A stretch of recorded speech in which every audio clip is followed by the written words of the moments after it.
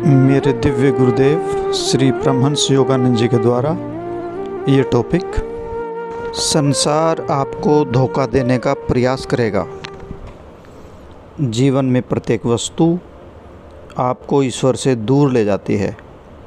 प्रारंभ में अधिकांश भक्त अपने रास्ते से भटक जाते हैं क्योंकि वे अपनी दिव्य इच्छा शक्ति का उपयोग नहीं करते। वे ध्यान करना रोक देते हैं। दिनों और सप्ताहों तक वे इसे टालते रहते हैं। आप जानते हैं कि आप ईश्वर से प्रेम करना चाहते हैं और आपको इसके प्रयत्न में जुट जाना चाहिए, फिर भी आप टालते रहते हैं। मुझे अपने बचपन का एक समय याद है जब मैंने इस प्रकार अपना बहुत समय व्यर्थ खो दिया था। मैं प्रतिदिन ध्यान तो पहले ही करता था और मैंने प्रत्येक दिन और लंबा अधिक ध्यान करने का निश्चय किया, लेकिन मैं इसे टालता गया और अचानक मैंने जाना कि पूरा 1 वर्ष बीत गया है। तब मुझे बिल्ली और चिड़िया की एक कहानी याद आई। बिल्ली ने एक चिड़िया पकड़ ली। चिड़िया बहुत समझदार थी। उसने बिल्ली को याद दिलाया कि यह अच्छा होगा यदि वह उसे खाने से पहले अपना मुंह और पंजों को धो ले। बिल्ली को यह बात ठीक लगी और उसने चिड़िया को छोड़ दिया और अपनी सफाई के लिए समय लगाया। इसी बीच चिड़िया एक ऊंची शाखा पर जा बैठी। अंत में बिल्ली बोली, अब तुम नीचे आ जाओ, मैं अपने भोजन के लिए तैयार हूँ। लेकिन चिड़िया चहचहाई, बहुत बुरा हुआ, मैं तो अब पेड़ की चोटी पर बैठ गई हूँ। इस प्रकार बिल्ली ने निश्चय किया, आज से मैं पहले अपनी चिड़िया खाऊंगी और फिर अपनी सफाई करूंगी। प्रथम कार्य प्रथम स्थान पर होने चाहिए।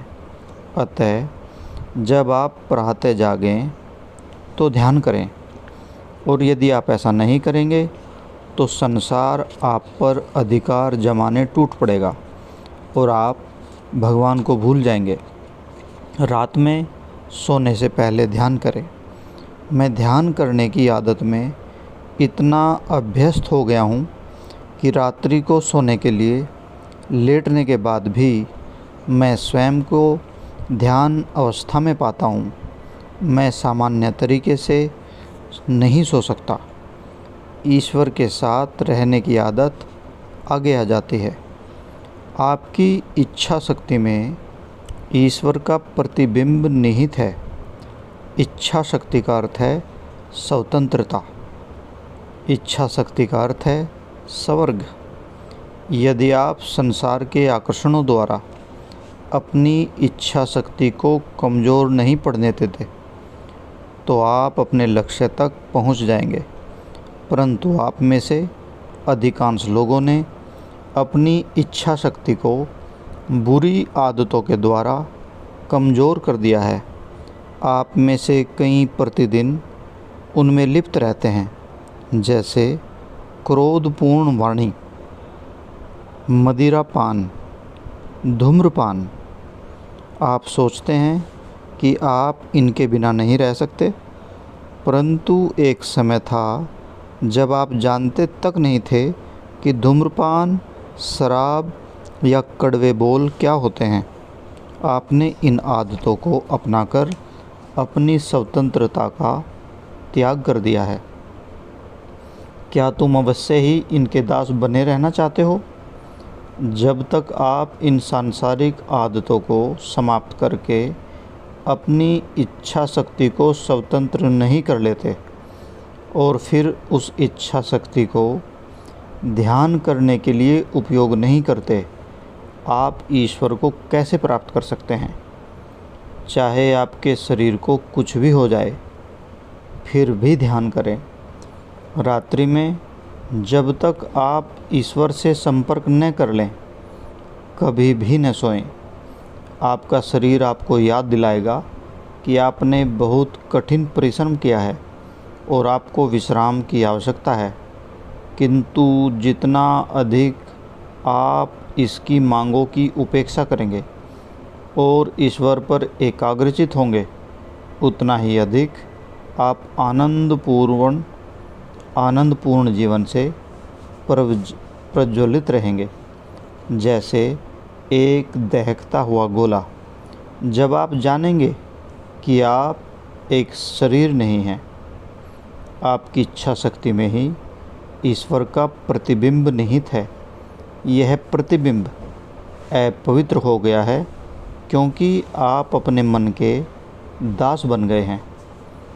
जब अमेरिका आने के लिए मैंने भारत छोड़ा, मेरे गुरुदेव ने कहा, भूल जाना कि तुम हिंदुओं के बीच पैदा हुए हो और अमेरिका वासियों के सारे तौर तरीके भी न अपनाना।